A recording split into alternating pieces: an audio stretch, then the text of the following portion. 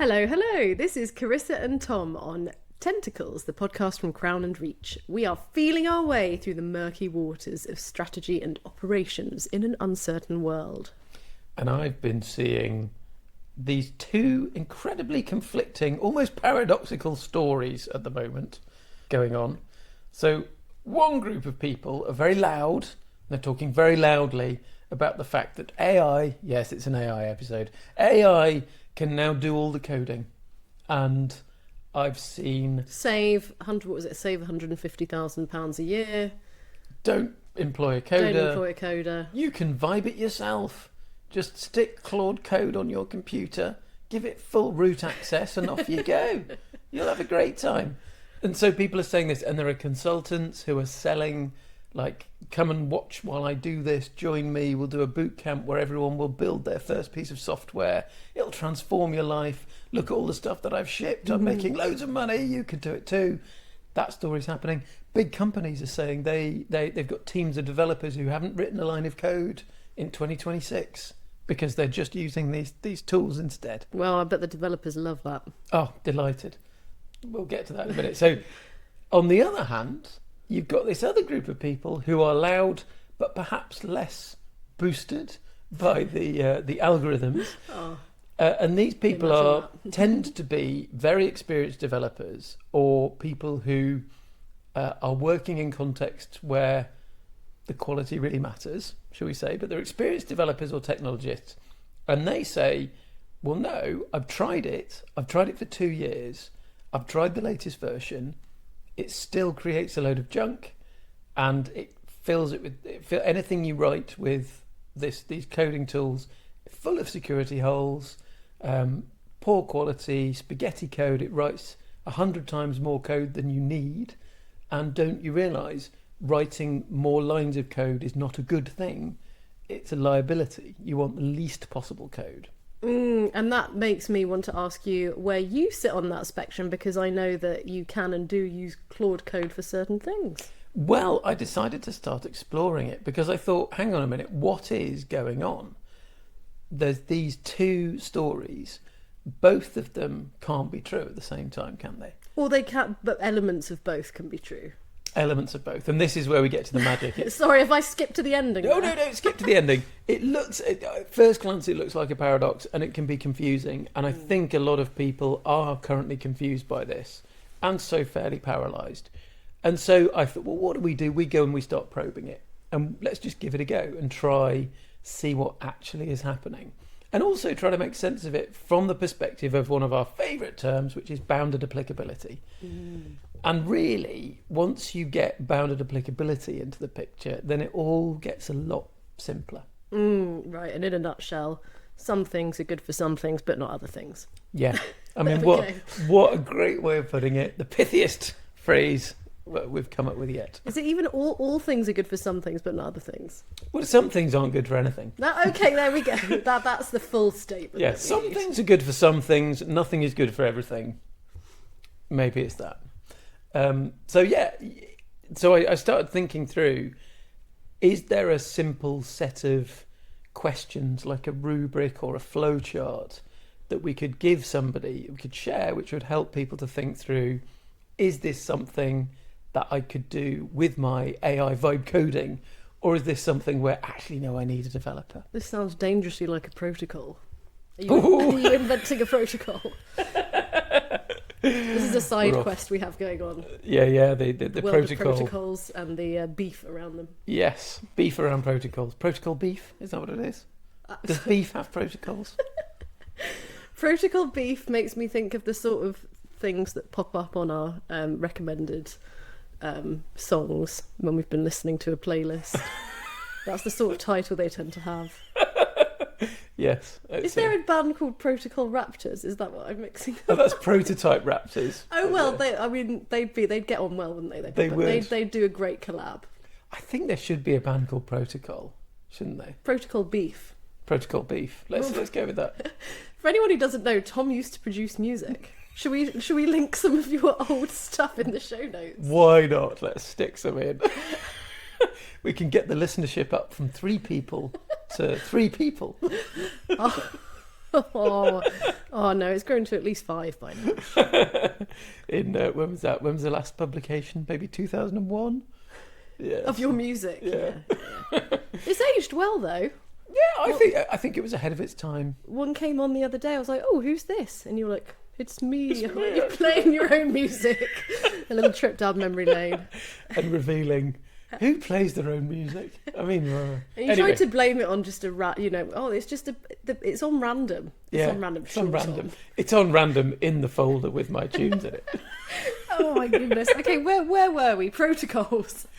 Yeah, it is dangerously close to a protocol. And which is an important point because actually, although we could give you some maybe trade-off things to consider, there's not really a clear line at the moment.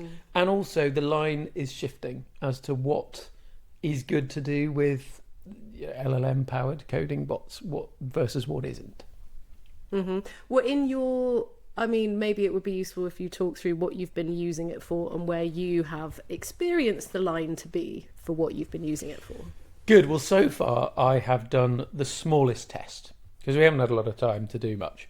But what I did was I realised that we've had on our backlog this project, which would be nice to do at some point, which is to make sure that we've got all of our Tentacles and previous version of the podcast, Trigger Strategy Podcast, all of those episodes downloaded, stored somewhere in case something happens.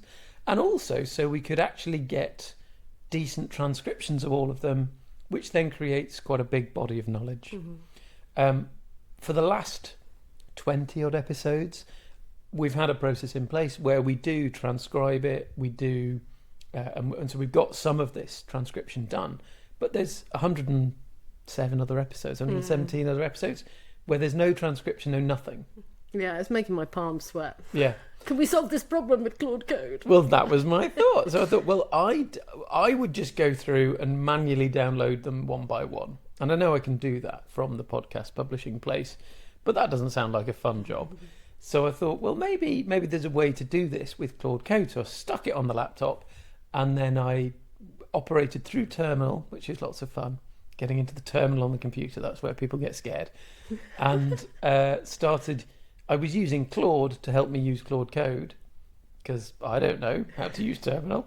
And so managed to get it installed and then basically vibe coded myself a bit of Python script, which goes and just downloads all the episodes. And I thought, okay, let's give this a try, see what it's like. Is it easy? Is it hard? I've got a benefit in that I did used to write code. So I know what code looks like. I know how programs work. I did it for many years, writing not like modern languages. It was BASIC and Turbo Pascal and stuff like that, which is completely obsolete now. But the syntax of Python, say, isn't that much different. So I could eyeball the code and say, well, yeah, that makes sense. And it's not doing anything, not obviously doing anything that I wouldn't want it to do. Let's give it a go.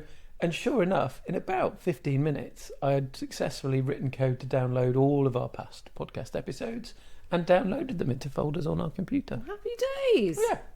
So that was good.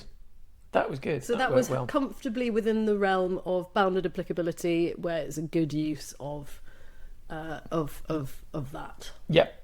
And so let's throw in a first sort of rubric. How many people are going to use this piece of software? That's the first question. And if it's one person and it's you, then great. It's pretty safe for you to build it specifically for you, and you know how it's supposed to work and how it's not supposed to work. Yeah. And you're the only person who's taking a risk, and you can make that choice. Exactly. I was going to say it's safe up till the point that you brick your computer for eternity. Yeah, and I think that's the thing. You have to be aware that you are taking some sort of risk and be okay with that risk. Probably I should have backed up the computer first. I mean, you've been hankering after a new computer. Is this the real agenda here? Shh. It would be a good forcing function, wouldn't it? I wouldn't like to lose all the files. No, thank you. But anyway, yeah, so that's an obvious, like, it's okay at that scale, isn't it? Whereas there's some number of users where it starts to become, the risk surface gets too big. Yeah. Or the usage variation becomes too big and it starts breaking in ways that you don't want. And I think once you're at hundreds of people, even 100 people, it's not probably going to do the job well enough, is it? Right, and particularly if, I guess, those 100 people don't even know it's being done to them. Yeah, that is a risk, isn't it? You don't realise what's behind it. Now, gotta say, there are people vibe coding apps apparently and sticking them on the App Store, and they are out there, like without proper oversight. And I definitely saw a bit of a report where some coders had done an assessment of a bunch of these apps and had identified a whole load of security holes in them and risks. What happened to the golden days of Apple having really high standards for the apps that they I think these apps may have been on the Android store. Oh, I see. But I think even Apple, I mean, the volume of apps being published as well is more than they can maybe cope with. Yeah, nobody is immune to enshittification, are they? No. Tiny violin. Or even, we need a large violin. Huge violin. A viola. Only it's made out of shit. Oh dear. Smelly. Oh. So yeah, that's one that seems pretty clear, doesn't it? Okay, so another rubric might be, is what you're dealing with static or is it ever changing? And that's another sort of trade-off line. And every really successful vibe coded app type thing that I've seen in the wild so far has been really based around static content. So it might be something where you put a load of documentation into the back end and then it generates something from that. Like a lot of consultants are doing something like this, where they put all of their body of work, all of their lectures and lessons and podcasts and videos and everything all into this big system. And then they use something called retrieval augmented generation, or RAG, on top of that to basically tune the model so that it is acting as them, sharing their knowledge. So then they can share that with their customers, say, with their community, or they can use it themselves to just say, what do I think about this? Tell me what I think, please. Yeah, I've forgotten how to think. Oh, this reminds me of, I'm finally reading one of your favourite books. Hey. Children of Time by Adrian Tchaikovsky, and there's a bit in there about this woman called Avrana, and she uploads her psyche to a sort of AI thing, and it all goes a bit wrong, doesn't it? It does go a bit Are wrong. we basically doing that? I mean, that's probably where we're starting with, isn't it? Yeah. I mean, I haven't finished the book. Maybe it has a happy ending. Sort of. I mean, Kern has an interesting journey. It's good. Yeah, I'm glad you're enjoying it. I want to stop talking and go and read now until our toddler returns from soft play. So yeah, well, we better wrap this up then. But we've got a few more sort of angles to think about. So that seems to be pretty clear that when the content is static, or when what the AI is generating is a static web page, then that can be quite good. Mm-hmm. And so I think that's another thing that seems to be successful. People are just pumping out more web pages, which sit there being the web page that they are. There's no chance that the web page is going to suddenly do something unexpected because it's just static HTML code. Yeah, so it's almost as if it's sort of a complexity-free environment. That kind of thing. That's where AI code is kind of a sensible thing to do. Seems to be, yeah. But there's some that on the other end of the scale, if you're looking at something that is able to update based on real-time information changing and go and do things based on feeds that you don't know what they include, etc., and you don't quite know what to expect from all of it, there's a point where it becomes very difficult for you to get an agent-based AI coding thing to do them well. If that makes sense. And there's some sort of point on that scale where it doesn't work. So one that I can think of that's a nice example, we saw what was genuinely a brilliant piece of marketing for an architect. And do you remember this one? No, refresh my memory. So it's an architect who had made a bot that he effectively a little tool that he put online where you could upload. The promise was you could upload the lovely rendered image of a piece of architecture on a beautiful sunny day where it's all fresh and lovely and all the trees have got leaves on. It just looks amazing. And it would re-render that for what it's going to look like on a rainy day in November, when it's like what it really looks like in the UK or in Seattle most of the time, shall we say. And brilliant. They had some example images on there, and it just really hit home. It's like, wow, that really shows this is what architecture really looks like when you walk around towns. And it doesn't look like that nice picture. Yeah, and this very architect clever. was basically using it as marketing for himself. If you want an architect who knows how to make buildings look good on a grey, rainy day in November, talk to me. Well, chef's kiss. Chef's kiss. And the idea was you could upload your own render and it would run through the system, which means basically popping that into a pre-configured chatbot prompt that would then re-render the building on a grey, rainy day in November based on certain sort of patterns that I guess he'd figured out. The problem was this is using some sort of API or it's doing something in the back end, and it had broken. It must have shipped like a month before and it was already broken. And I couldn't get it to do anything. Other people in the community I was talking with, they couldn't get it to do anything at this point. At which point it's arguably doing reputational damage to this architect Potentially. rather than being a clever content marketing ploy. Yeah. And luckily for him, I think this one, the failure was pretty non-catastrophic. Like if I couldn't get my render done, I was a bit disappointed, but it didn't actually matter. I mean, I guess it depends at what stage you're at, right? If you're just sniffing around looking for potential people to contact and somebody's got a broken website, you might not bother contacting them. Yeah. So it can be. I mean, that'll define catastrophe, right? It's not world ending, but it might be, pretty annoying as a small business. Yeah, could definitely be annoying. And but even that still, I think, is on the end of like, you're probably not going to be in major trouble over that. Yeah. But if we go to the other extreme, like some people I've seen claiming that they're vibe coding their own accountancy packages. Things like that. Oh wow, that just really gives me the heebie-jeebies. Exactly right. So I think the risk of the litany of things that could go wrong. Yeah. Legally, financially, oh god, yes, wow. Yep. So I'm thinking then another rubric might be assume at best like a 95% quality rate. You're going to get 5% of the time it goes wrong in ways that could be catastrophic. Are you okay with that for this application? If it's a fun rendering thing that gives you a picture or not, maybe you're fine with that. If it's your accounting and your tax return, probably not. I think that would be a bad choice. I think we both agree with that. And then again, if it is, say, a piece of software that involves financial transactions or involves sensitive data in any way, like personally identifiable information, which could put you in major GDPR violation situations, probably a bad idea. Right, yeah, so how does this square with the two extreme camps that we started with?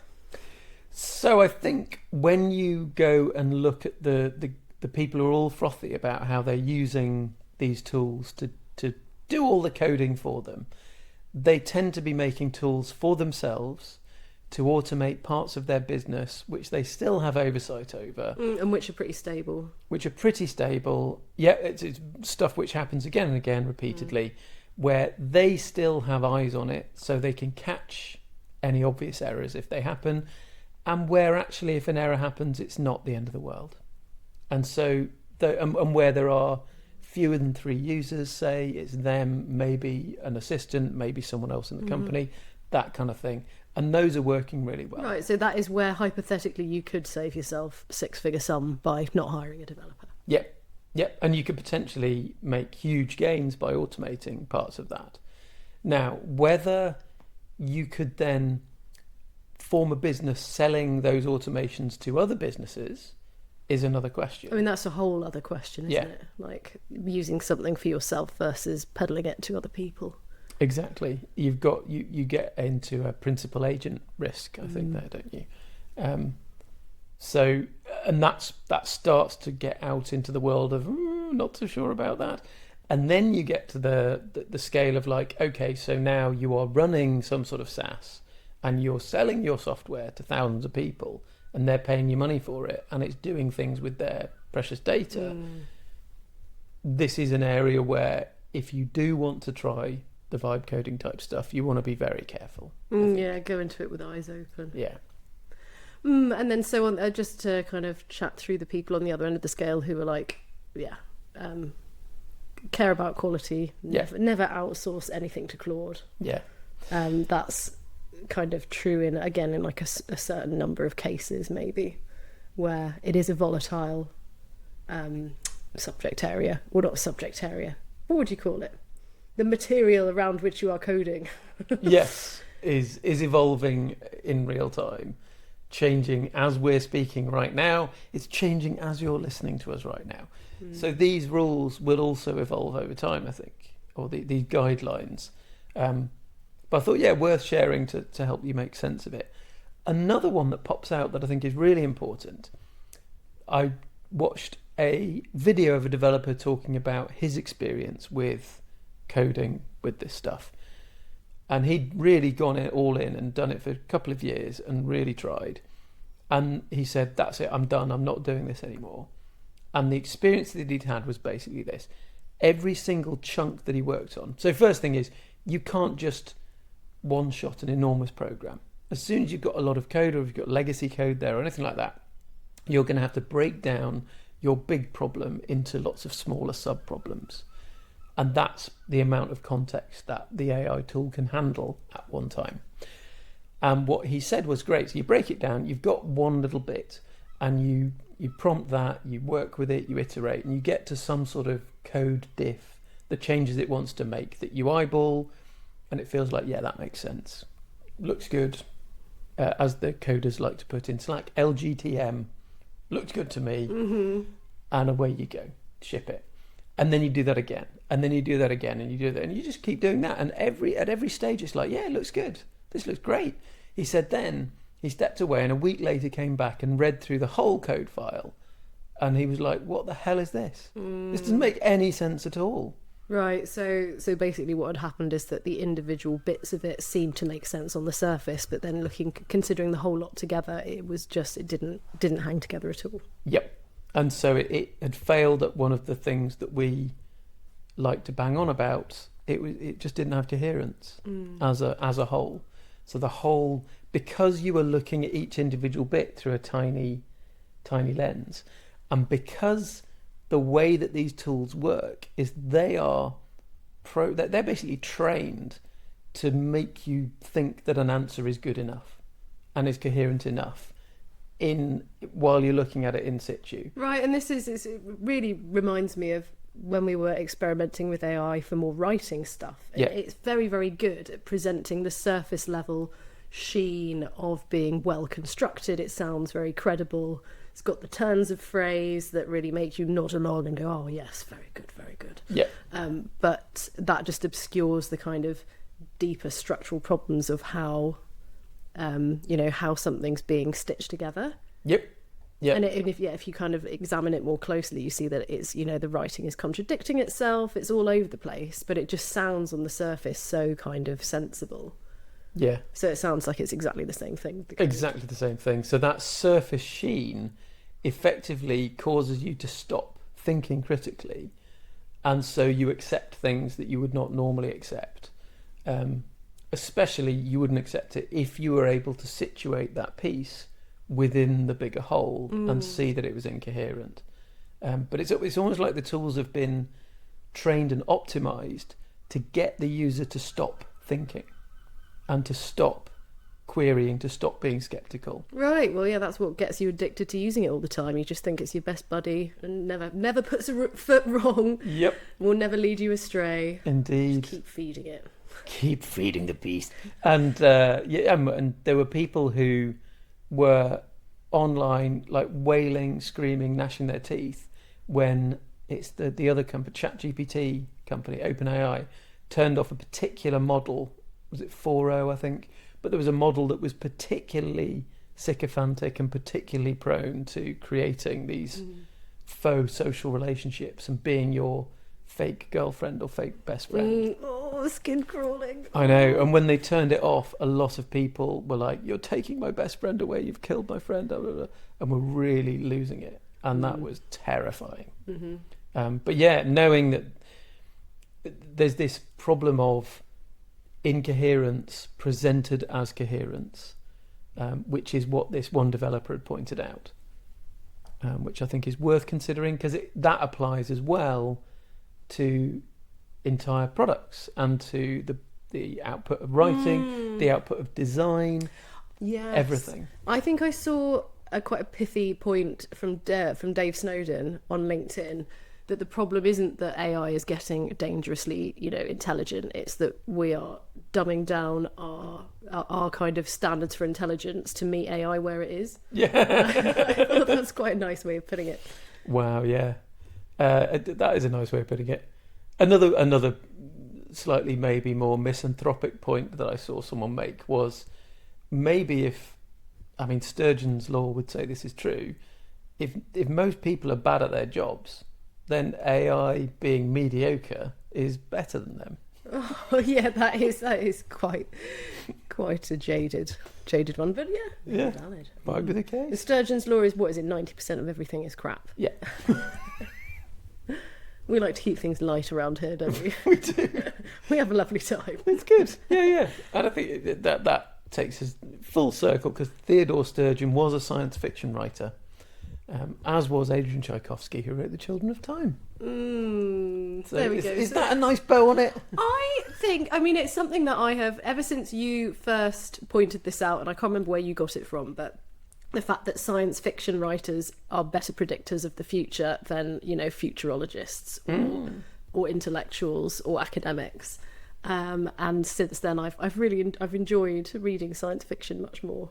I think, maybe that's a good bit of homework for anyone listening to this. Go and read some science fiction. Yeah, tell us what science fiction you read that you think. Tom reads about a book every half a day, so he always needs more ideas, more reading material. I wish I could read that fast, because there's so much out there to read.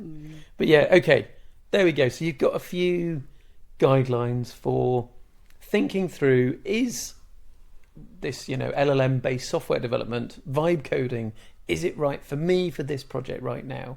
And you can start to explore bounded applicability of these tools, rather than being confused by the hype in both directions, I would say. And we're interested to know, do you have any rubrics or ways you're using to decide, is this appropriate or not appropriate? Yeah, let us know. Tentacles@crownandreach.com.